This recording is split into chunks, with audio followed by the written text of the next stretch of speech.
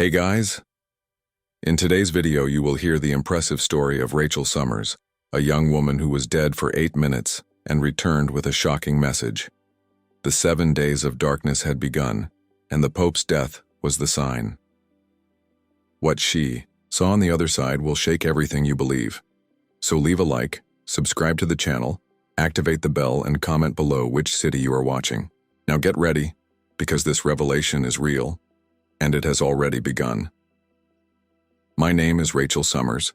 I'm 27 years old, and until 3 months ago I was just one of millions trying to make sense of life amid the chaos. But everything changed when I died, literally. And before you think this is just another hallucination or brain collapsing story, let me tell you something. I saw what's coming, and we are not prepared. What I experienced during those 8 minutes of clinical death, it wasn't peace, it wasn't heaven or hell. It was a revelation. And now, with the massive blackout that hit half of Europe this week, with the death of Pope Francis a few days ago, I need to talk. Even if no one wants to hear it, even if they think I've gone crazy. Why this has already started. It all happened on a seemingly ordinary afternoon in northern Arizona. I had gone to Lake Mary with my brother. The weather was firm, but out of nowhere the sky darkened. An electrical storm appeared out of nowhere, violent as if it had been on. I went into the water to help a dog that had gotten loose from its collar. And that's when everything went black. I was hit. 0 pulse, 0 breathing, dead for 8 minutes. But my conscience didn't go away. She opened, as if I had walked through a door that had always been there, invisible. I felt like I was floating, out of time. There was a darkness that wasn't the absence of light. It was presence of something old, something I was waiting for. The first thing I heard wasn't a voice. It was a deep sound, like the echo of thunder inside my own chest. Prepare yourself. The veil has been torn. You will see. And then the visions began. I saw familiar cities sink into an eerie silence. Paris in the dark, Berlin without communications. People looked at their cell phones in panic. Satellites, down. Dead phone lines. I saw the headlines flash in the air like floating holograms. Collapse of electrical networks. Reason unknown. United Kingdom reports total darkness in regions of the country. But what shocked me most was seeing the Vatican, flags at half-mast, the Pope's face, and the void left by his departure. I knew right then and there that that was the sign, the beginning of the end, or perhaps the beginning of something much bigger. And then a presence approached me. It had no face, no body, but it radiated such great strength that my spirit wanted to kneel even without legs. And this presence told me, "You will see the 7 days. You will tell them, because most will doubt, until it is too late." And I saw it. I saw what will happen, and what has already begun. I don't know how much time passed between that sentence and what came after. On the plane where I was, time wasn't measured in seconds, it was felt in the heart. And what came next was a sequence of visions that didn't seem like metaphors. They were facts, like I'm watching the news from the future, except feeling everything, on your skin. The first scene took me to what looked like New York, but the whole city was stop. Not in traffic or on the streets, but in spirit. People looked around with a kind of confusion that bordered on panic. Nothing worked. No traffic lights, no elevators, no cell phones, no radios. A voice echoed inside me. First will come silence, then fear. And then the sun didn't rise. Literally, I saw a long dawn, which lasted for hours and hours and more hours. And when people began to realize that the day was supposed to get bright and it didn't, the terror spread like an invisible plague. But it wasn't just in New York. I saw the same in Tokyo, São Paulo, Cairo, Los Angeles. The entire world plunged into dense spiritual darkness. But it wasn't night. It was as if light itself had been banished from reality. I know this may seem like an exaggeration, but I felt, and that wasn't an eclipse, was a veil drawn by humanity's own collective consciousness, a punishment? No, a mirror. The presence beside me, that faceless force, spoke again. His voice was not severe but firm, like thunder that comes after a long silence. Men did not hear the whispers. Now they will hear the echo of their own negligence. And then came the most brutal part. Saw people disintegrating internally. Not physically, spiritually. It was as if their fears took shape around them. Saw creatures made of shadow crawling through the cities, feeding on anguish. They were invisible to the physical eye, but I saw them, and I saw that the more fear a person felt, the more these entities grew, stronger. But there was a contrast. I saw a simple wooden house in the interior of the United States. It could be Idaho or Nebraska. Inside, a family held candles and sang. He sang ancient hymns, prayers whispered between tears, and wings. The darkness could not enter. A golden light, soft but firm, enveloped the entire house. The presence explained to me, the light that will save the world does not come from the sky, it comes from within. And it was at that moment that I understood what true preparation meant. It wasn't hoarding food, no generators, not even water. It was faith, living faith, active faith, faith that resists the absence of meaning. I wanted to ask so many things, but my soul could only cry, because I already knew. That wasn't just a vision, it was a countdown, and she had already started. I know that many people will doubt it. They will say it is a coincidence or collective hysteria.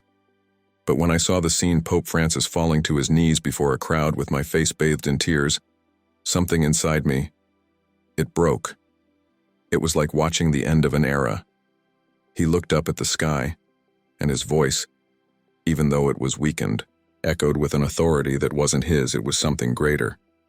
He said, "Darkness will come, but what is in heaven will not be erased." And then he fell silent. I saw the Vatican bells ring. I saw the square fill with people crying. I saw the whole world to stop, and a phrase appeared before my spiritual eyes as if written in fire. The sign has been given. Now there is no going back. On that plane where I floated, the death of the Pope. It wasn't just a religious event. It was an energetic disruption, a seal breaking, a cosmic authorization for things to start happening on the physical plane. The presence next to me, which now seemed closer, said to me, he was the last shepherd of ancient times. His mission was to hold the veil. With his departure, night will fall. And then I saw dates, not numbers, sensations. I knew the darkness would begin days after his death. And now that I'm back, awake, alive, and knowing he's gone exactly 7 days ago, I can't sleep peacefully anymore. In the vision, shortly after his death, the sky began to change. I saw aurora borealis appear in places where they never existed, Texas, Egypt, Spain. Colors danced in the sky like silent warnings. And then, in sequence, communication systems began to fail. Satellites down, unstable internet, silent antennas, and the fear took over. And here's the most shocking detail of all. Scientists couldn't explain it. I saw emergency meetings with presidents, military chiefs, technology leaders. I saw headlines saying unknown, out of standard, no cause identified. It was as if the world was trying to deal with a ghost that didn't obey any of its laws. It was then that I understood the essence of everything. The blackout is not just electrical, it's spiritual. And what will come? No one will be able to control it with human tools. But there was an antidote, and that was one of the biggest revelations. Where there is living faith, there will be living light. Where there is remembrance of the divine, fear will not win. The presence then pointed to me, or perhaps to my soul, and said with a firmness that still resonates with me to this day, "You will come back, and you will warn, because when the light goes out, every candle lit inside a heart can save more than you imagine." When I returned from that space between worlds, the thing that disturbed me most was not the memory of the visions. It was the realization that they were coming true. I woke up in the hospital days after the drowning, with a physical feeling of heaviness, as if my body were an old cocoon trying to contain something new, expanded, more conscious. But the world went on blind. As the doctors congratulated me for having survived the impossible, all I could think was, they don't know what's coming. That same week, the news started to appear. General power outage in Scotland and Ireland. Failures in communication networks in 5 European countries. Experts cannot explain simultaneous collapse, and I stared at the TV in silence, with my eyes full of water, because it was exactly as I had seen, and no one was connecting the dots. The reports dealt with anomalies, possible cyber attacks, solar problems, but no one saw the invisible spiritual origin of this darkness. The blackout is not what you imagine. What is failing is not just wires and satellites. It is the spiritual structure that sustains our civilization. And now she started to give in, like a bridge that has already been corroded from the inside and is starting to crack at the ends. I remember the presence that accompanied me on that other plane. She showed me something that still gives me chills today. Saw the 7 days of darkness, not just as a sequence of endless nights, but as a drop from Earth's higher vibrations, as if the planet was going through a solar eclipse. Everything that is not internal light will get lost. I saw families trying to remain calm, but their fears turned into invisible monsters at home. I saw cities with deserted streets where the only sounds were muffled screams, crying, prayers, and gunshots. I saw children asking why the day wasn't coming, and speechless parents. But I also saw houses where people knelt and prayed together, in silence, in peace.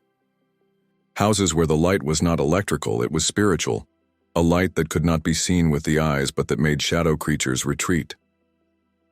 The presence told me, "You will see many mock your story, but when the days grow dark, they will look for you, and that's why I'm talking. Even if I lose friends, even if they call me crazy, because the truth doesn't wait to be accepted to be real." The clock started to tick when the Pope closed his eyes. Now it's a matter of time.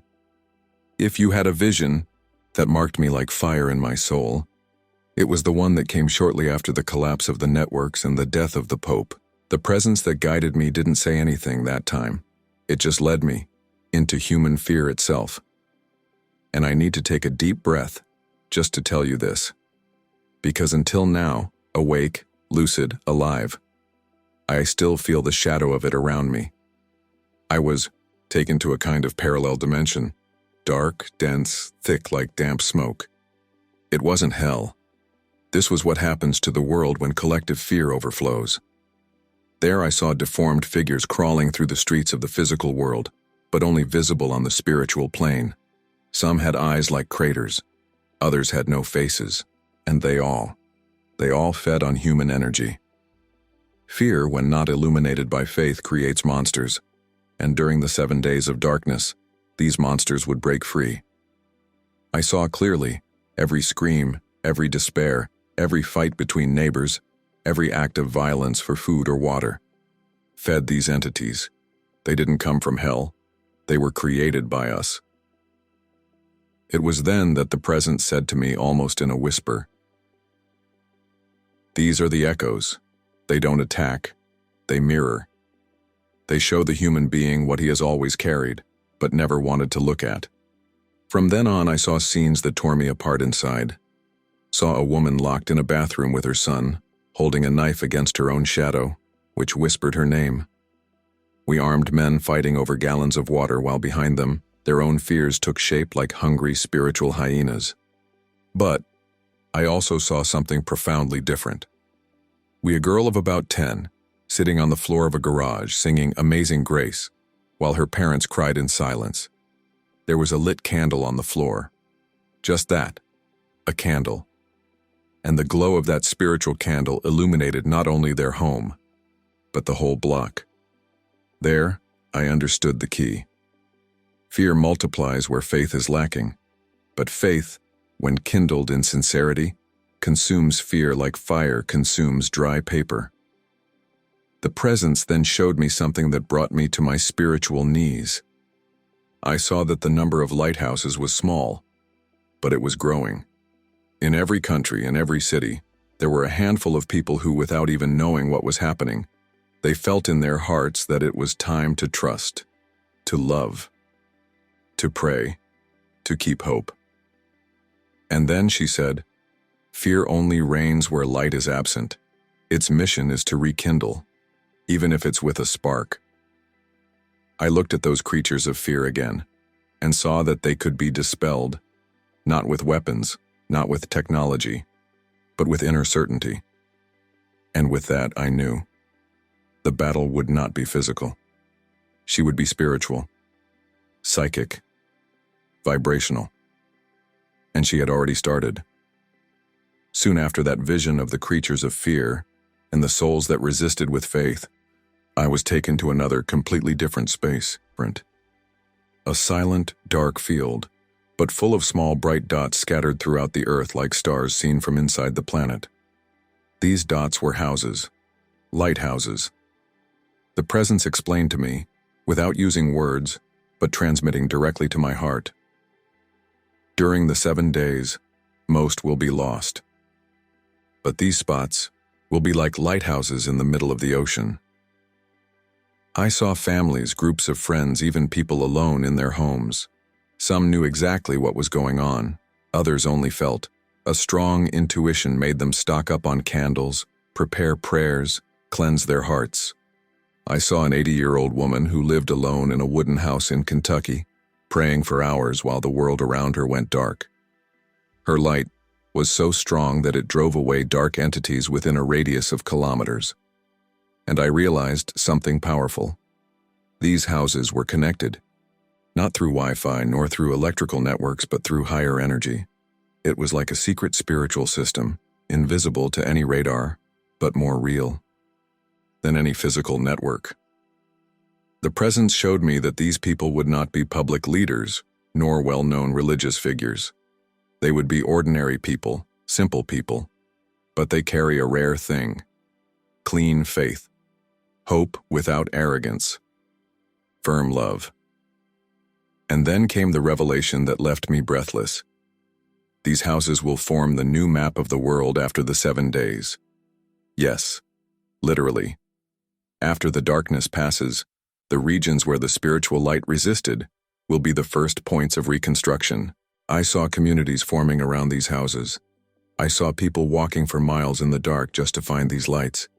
I saw children being born in these places, bringing a different, higher frequency. And I understood. We are not waiting for an external savior. The savior are these lights lit inside each of us. The presence said to me with such intense sweetness that my spirit cried, "These will be the guardians of the new dawn. They won't be many, but they will be enough." I wanted to ask if I was one of those lights, if my mission upon returning would be to keep my own house lit. But before I said anything, the presence responded to what I hadn't even said. "You already are. Now you need to remember, and let others know they are too." Then, on a deep impulse, I saw my own room, my house, my parents, and I knew that when I came back it wouldn't be enough to just tell. I would have to live as light, even when no one understood, even when they mocked. Why, the invisible map is already being drawn. And when night falls, it will be too late to light candles that no longer exist. After seeing the invisible map of the houses of light, the presence that guided me took me even deeper, to a place where silence spoke louder than any sound. It was a valley, a gigantic, infinite place, where each mountain seemed to be made, of dark mirrors, and the sky had a blue-violet hue as if it carried 1,000 dawns contained in one. There, everything you think resonates. It was like being inside your own mind, but on a planetary scale. My every thought took shape. Memories I didn't even know I had came flooding back. Old shames, regrets, little acts of evil that I pretended to forget. All. Thank you. There was no trial. There was echo. That's why that place was called that. The Echo Valley. Every emotion, every thought, every intention was transformed into sound, shape, color. It was impossible to hide any part of yourself. There you are who you are inside. The presence explained that this was one of the first spaces that souls visit after death. Not to be punished, but to recognize themselves. It was like a school of the soul. And in that moment, I understood. Something frightening and at the same time liberating. During the 7 days of darkness, the entire world will experience something similar, a collective valley of echo. Everything we are inside will be amplified. Whoever is at peace will feel this peace multiplied. Whoever is in chaos will live their own inner hell without filters. It was there that I clearly understood the gravity of what is coming. It's not just a lack of electricity. This is a vibrational collapse where the interior of each one will be the only reality available. I saw this happen to people in different parts of the world simultaneously. I saw someone locked in their house, in the dark, and their own accumulated hatred becoming an entity that surrounded them. But I also saw a young woman with shaved hair, sitting in the lotus position in a room without power, reciting mantras in a low voice. And the spiritual light that emanated from her illuminated the entire neighborhood on an invisible plane. The presence then showed me a kind of energy plate that hovered over the planet. In it, a countdown pulsed, not with numbers but with vibrational events.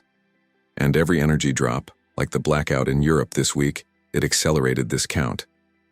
Almost, said the presence, and those who hear the echo will have two choices: dive into it or transform through it. I felt firsthand what that meant. That valley was beautiful and terrible. It was mercy in the form of a mirror.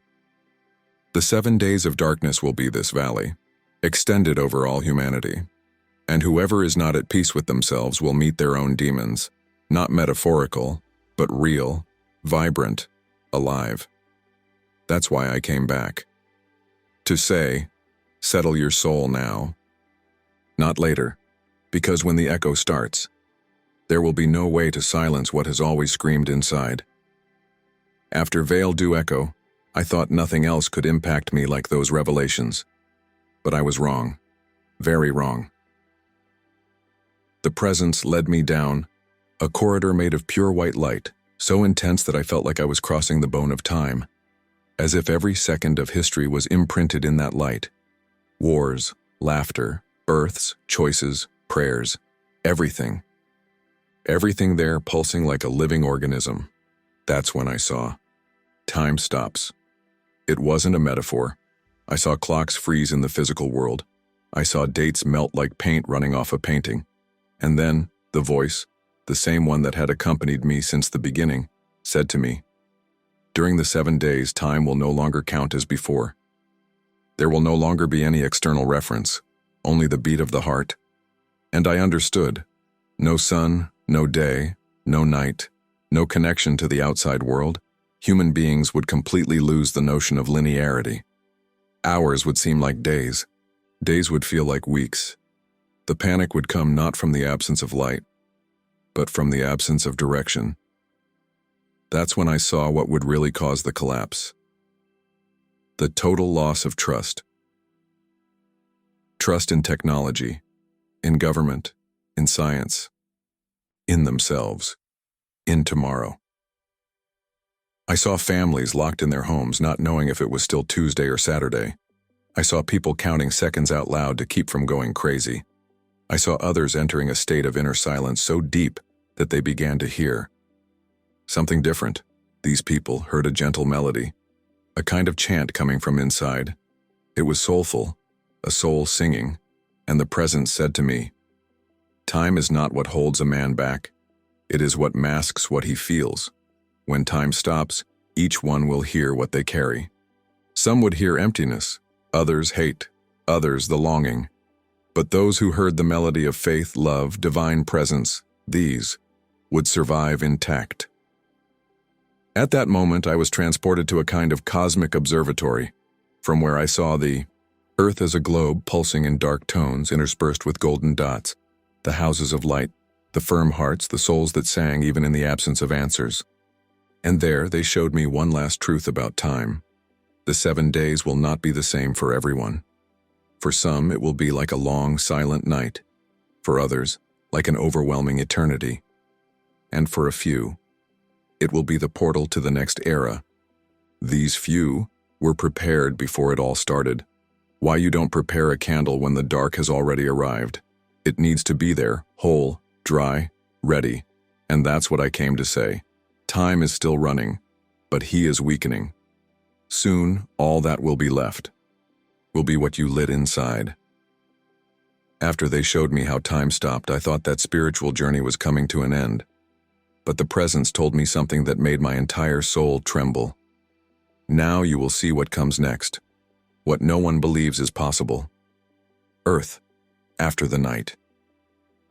I was enveloped by a golden light so pure that there was no shadow. It wasn't like sunlight. It was alive, beating like a universal heart. When that light dissipated, I was in another world. The new Earth. But here's the shock. It was the same Earth. The continents were there, the mountains, the oceans, but it was as if everything had been retuned. The vibe was different. The air itself seemed made of peace. And then I understood. It's not a new planet. It's a new frequency. I saw people walking barefoot on streets made of living stone, which reacted to the touch with tones of light. I saw children laughing without any fear, running between gardens that grew alone as if they were in communion with human consciousness. I saw crystal-clear rivers that sang melodies as they flowed.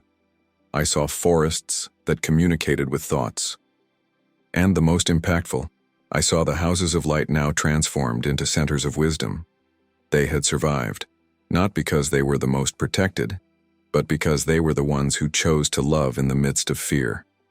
These places were full of people who had resisted the darkness. There weren't many, but they were enough. Each of them carried in their eyes the living memory of the 7 days, and a humility that only arises in those who have reached rock bottom and decided not to sink. I saw a temple on top of a hill where there used to be a military base. It was made of translucent crystal. Inside, there were no statues or dogmas. There were only mirrors of water, where everyone saw your own reflection united to the whole. I saw technology, but not as we know it. Saw vehicles that floated, powered by pacified mental energy.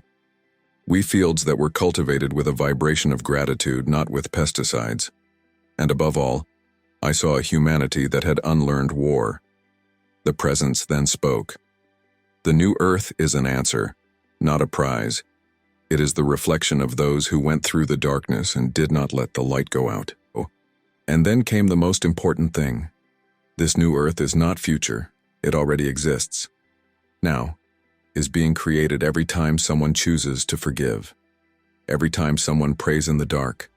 Every time someone loves, even in fear. And the voice concluded. You were not brought here to see the future. You were brought here to remind others that the future has already begun. I woke up from this vision with teary eyes and a burning heart. Why, now I knew. Darkness comes. But so does dawn. And it will be lit within us, or it will not be. When I opened my eyes in that hospital room in Flagstaff, the sound of the heart monitor was the first thing I heard. Beep, beep, beep. But that didn't sound like life to me. It sounded like convocation. The doctor said I was dead for 8 minutes. The drowning, the cardiac arrest, the shock of the electrical storm. But I knew I hadn't just died. I had crossed. And back. In the following days, they tried to keep me sedated under observation, connected to machines. But I only thought about one thing. How do I tell the world what I saw? How can we talk about 7 days of darkness when the whole world lives in denial of its own shadow? I saw in the headlines what was already known to me in my mind. Pope Francis dies at age 91. Europe plunges into unprecedented blackout. Global telecommunications failure intrigues authorities. And I just took a deep breath and thought, it started.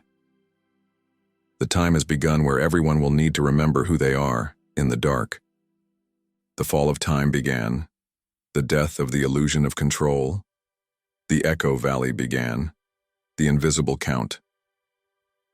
Earth's transition, not as prophecy, but as fact. Some people listen to me attentively. Others call me delusional. But it doesn't affect me anymore. Because I carry something in my chest, literally. During my last vision, the Presence placed in me a small sphere of light.